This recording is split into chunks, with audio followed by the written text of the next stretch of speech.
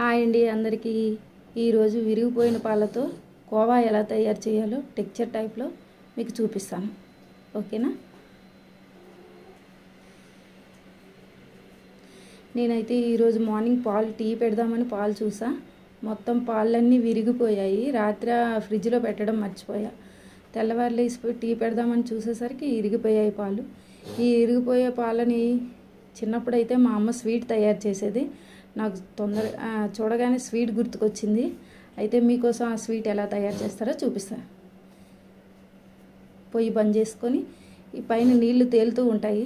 ఆ నీళ్ళన్నీ వడకట్టుకోవాలి.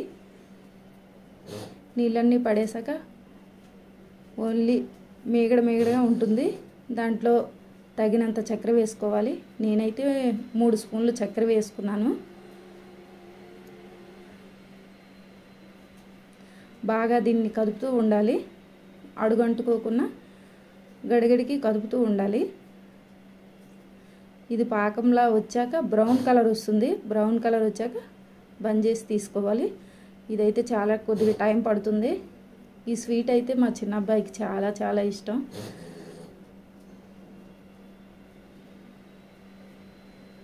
ఇదిగోండి, ఇప్పుడైతే నీళ్ళన్నీ ఇంకిపోయి మనం వేసిన చక్కెర మొత్తం అట్లా పాకంలా తయారైంది.